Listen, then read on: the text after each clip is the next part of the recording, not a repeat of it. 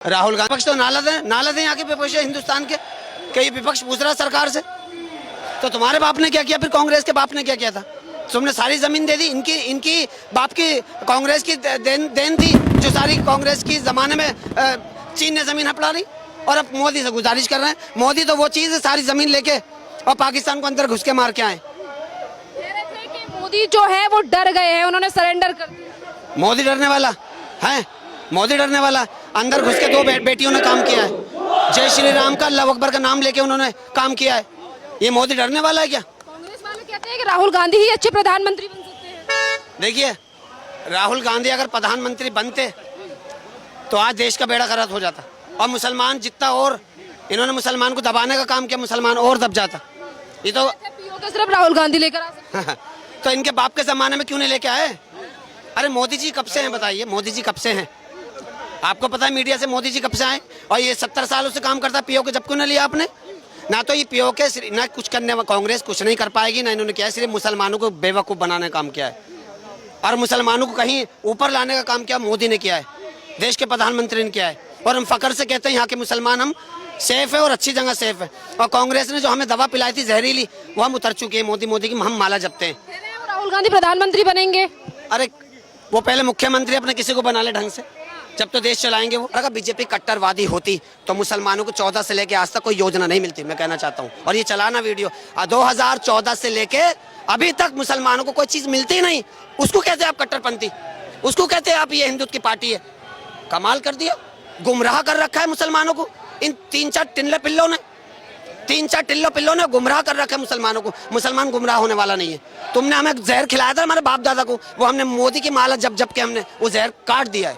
देश की जनता भरोसा करेगी राहुल गांधी? आप हिमाचल में देखो, उनके मुख्यमंत्री है, क्या किया है हिमाचल में, क्या किया है? कहीं सरकार चला पाए आपकी है? ये कहीं नहीं चला पाएंगे। दिल्ली में इन्होंने ऐसी चाल चली कि दिल्ली में गठबंधन बनाना चाहते, गठबंधन तोड़ दिया इन्होंने। ये तो गठबंधन तोड़ने वाली पार्टी है, कांग्रेस पार्टी कुछ नहीं है, इसका वजूद खत्म हो चुका है। देश के अंदर कोई राज करेगा तो अच्छी पार्टी। देखो, हमें मुसलमानों को हमें शिक्षा मिल रही है, हमें अनाज भी मिल रहा है, हमारी बहनों को न्याय मिल रहा है, हमारी 3 तलाक से मुक्त हो चुके हैं।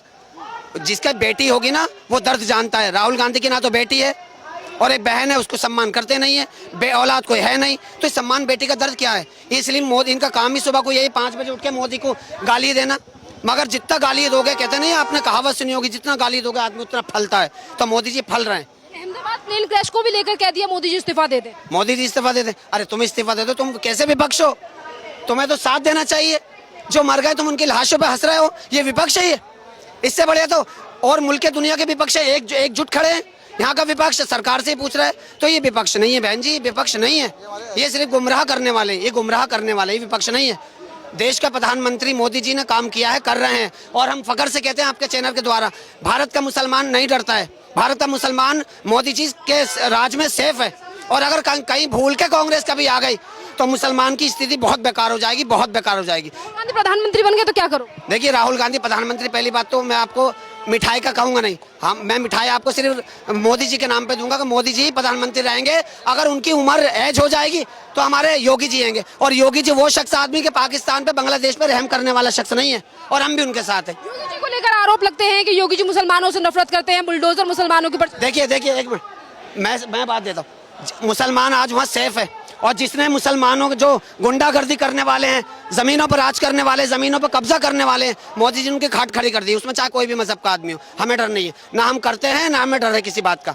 और जो करेगा वो खाएगा या जेल में जाएगा। राहुल गांधी कहाँ गए हैं? सवाल उठ रहे हैं। राहुल गांधी जी भागे हुए हैं, कहीं ना कहीं से न्यूज छोड़ देते हैं, विदेश गए हुए हैं, कहीं घूम रहे होंगे, इटली घूम रहे होंगे। इटली उनका ननसाल है, तो ननसाल से वो एक वीडियो क्लिप कर देते हैं, तो इसलिए वो परेशान है। उनका मुद्दा कोई ऐसा नहीं बन पा रहा जिससे वो सरकार को घेर सके।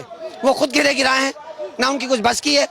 मैं फिर कहना चाह रहा हूँ, कांग्रेस गुमराह कर रही है देश के मुसलमानों से। मैं कहना चाहता हूँ, आपका भाई हूँ, हम लोग यहाँ रहते हैं, सेफ है। पूरी दुनिया के अंदर मुसलमान अगर कहीं सेफ है तो वो हिंदुस्तान में है। जब तो लोग यहाँ पे आन के पनाह मांगते हैं, वो पनाह मांगते हैं। और मैं कहना चाहता हूँ भारत के प्रधानमंत्री जी से, गृह मंत्री जी से, आप कभी भी इन बांग्लादेशियों को, इन पाकिस्तानियों को यहाँ से खदेड़ो, हम आपके साथ हैं। हमें किसी बात का कोई डर नहीं, हमारे पास 500 साल का प्रूफ हैगा।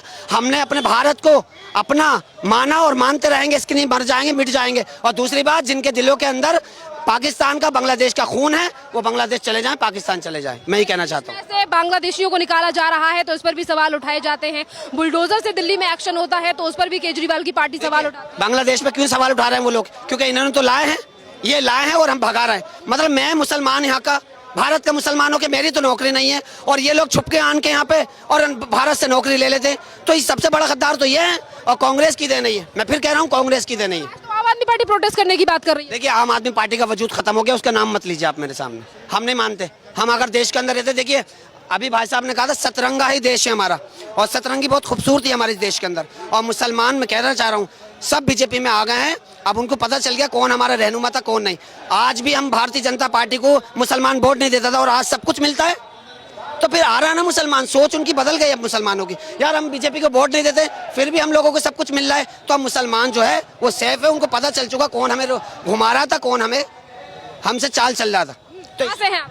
मैं दिल्ली से ही हूँ और डिस्ट्रिक्ट यूपी अमरोहा से गढ़ गंगा, मैया की गंगा पार करते हमारा गढ़ लग जाता है। हम तो मैया के बिल्कुल किनारे पर है और हम फकर से कहते हैं, मैं फिर कह रहा हूँ आपसे, हम फकर से कहते हैं हम भारतीय मुसलमान हैं। और यहाँ से जो गद्दार है पाकिस्तान में, जो गद्दार यहाँ रह रहे हैं, जिनका डीएनए पाकिस्तान का है, जिनका डीएनए यहाँ बांग्लादेश का है, उनको निकाले और आज निकाले। कभी आप, मैं कहना चाहता हूँ, कभी आप प्रधानमंत्री जी से आप कल नहीं परसों नहीं, आज शाम से ही लागू कर दो एनआरसी, शाम से ही लागू कर दे। 2 मिनट में पता चल जाएगा कौन कितने पानी में। एनआरसी लागू कर दे, बिल्कुल लागू कर दो। मैं कह रहा हूँ भाई मुसलमानों को डर किस बात का? भारतीय मुसलमान है, हमारे पास 500 साल का रिकॉर्ड है, हमारे पास सब कुछ है, हमारी जमीन जायदाद दादा परदादा यहाँ। और जिनके अंदर डर है वो मुद्दा उठाएंगे, वो कहेंगे अभी मत चालू करो, ऐसा करो, मोदी को कोसो, फलाना करो। क्या बात कर रहा है? आज करो ना, मोदी जी से कहना, गृह मंत्री जी से आज करो लागू। मैं हूँ फखर से कहता हूँ। और कोई सबूत मांगे कि टोपी ओढ़ के क्या पता कोई और हो, तो मेरे पास प्रूफ हैगा। अरशद खान मेरा नाम है, कहीं पे भी आ जाओ आप दिल्ली के अंदर, मैं आप सेफ है, हम लोग हम सेफ है बिल्कुल। और दूसरी बात, हम इस देश के अंदर रहते हैं, मेरे साथ भाई रहते हैं। हमने यहाँ पे जब मैंने यहाँ आँख खोली तो मंदिरों के घंटों की आवाज़ सुनी। मैंने 5वीं की किताब में पढ़ा, भगवान श्री राम का इतिहास पढ़ा, कैसे पैदा हुआ, क्यों उनको वनवास हुआ। ये भारतीय मुसलमान जानता है। यहाँ के जो छुपके आन के पाकिस्तान के रह रहे हैं, बांग्लादेशी रह रहे हैं, वो नहीं जानते इतिहास हिंदुस्तान का। मैं फिर कह रहा हूँ, आ गई वही बात कि एनआरसी कल नहीं परसों नहीं, रात के 8 बजे से चालू कर दे मोदी जी, इनकी भगदड़ मच जाएगी। ये तो पाकिस्तान। अच्छा ये बताइए आप मुझे, क्या देश का मुसलमान राहुल गांधी पे थोड़ा बहुत भरोसा करता है? 10% पास? नहीं बिल्कुल नहीं। देखिए हमारे परदादा ने जो गलती की, अब हम नई पीढ़ी है, हम गलती वो नहीं करेंगे। अब तो सिर्फ और सिर्फ भारतीय जनता पार्टी हमारे मुस्लिम समाज को जीने का हक दिया है, उनको शिक्षित दिया है, उनको गेहूं चावल की बात मैं नहीं करता बिल्कुल भी। हमें 3 तलाक के शराब से बाहर निकाला है, सबसे उनको बाहर निकाला है और हमें सब कुछ यूपी उत्तर प्रदेश के अंदर। मैं फिर कहना चाहता हूँ, योगी जी एक धार्मिक इंसान है, योगी हैं वो, और मुसलमानों को सबसे ज्यादा वहाँ पे सुकून है, सबसे ज्यादा उनको उससे योजनाओं का लाभ मिल रहा है। कितना बदलाव देख रहे हैं योगी सरकार में? क्योंकि अखिलेश यादव कहते हैं हमने ज्यादा काम किया। देखिए अखिलेश यादव ने जो काम किया, मुसलमानों को बेवकूफ बनाया, कांग्रेस ने किया, मुसलमानों को, मायावती ने किया, सब मुसलमानों को टारगेट किया। मगर मुसलमान तो वहीं का वहीं था 14 से भी। आज मुसलमान उभरा है 14 से, उनको योजनाओं का लाभ मिल रहा है। क्या दिया आपने? मायावती ने क्या दिया? अपने ही लोगों को तुमने ऊपर चढ़ा दिया। अखिलेश ने क्या दिया? अपने ही यादव लोगों को तुमने ऊपर चढ़ा। मुसलमान की संख्या ज्यादा उत्तर प्रदेश में मुख्यमंत्री बनोगे आप, तो मोदी जी ने ही कर दिया कि चाहे मुसलमान वोट दे या ना दे, उनको हक मिलेगा। तो ये होना चाहिए प्रधानमंत्री। क्या बात आप कर रहे हैं? और जो मुसलमान उत्तर प्रदेश में सबसे ज्यादा संख्या, और राज करेंगे राहुल गांधी, राज करेंगे अखिलेश यादव, राज करेंगे कुछ और टिच्चू पिच्चू, उनसे आता कुछ है नहीं।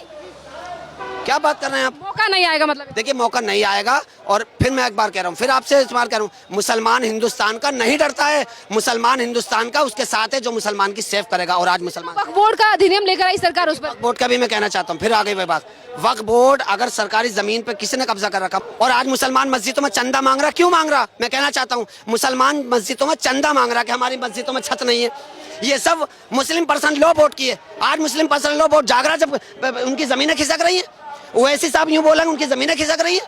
अरे सबसे करोड़ों की जमीनों पर, संपत्ति पे अगर कब्जा किसी का है तो मुसलमान का है, वक्फ बोर्ड पर।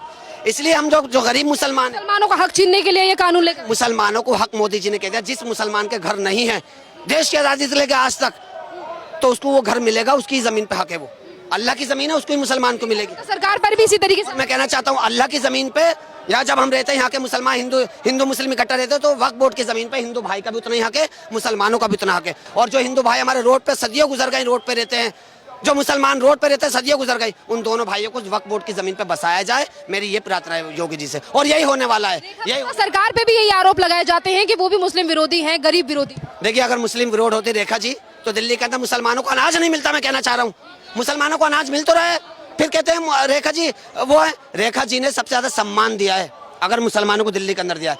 आप मीट की दुकानें खोले पड़े हो, वो भी रेखा जी की वजह है। आप गेहूं चावल खा रहे हो, वो भी और अगर बीजेपी कट्टरवादी होती तो मुसलमानों को 14 से लेके आज तक कोई योजना नहीं मिलती। मैं कहना चाहता हूँ, और ये चलाना वीडियो 2014 से लेके अभी तक मुसलमानों को कोई चीज मिलती नहीं। उसको कहते हैं आप कट्टरपंथी, उसको कहते हैं आप ये हिंदुत्व की पार्टी है। कमाल कर दिया, गुमराह कर रखा है मुसलमानों को। इन 3-4 टिल्लो पिल्लों ने गुमराह कर रखा है मुसलमानों को। मुसलमान गुमराह होने वाला नहीं है। तुमने हमें जहर खिलाया था हमारे बाप दादा को, वो हमने मोदी की माला जब के हमने वो जहर काट दिया है।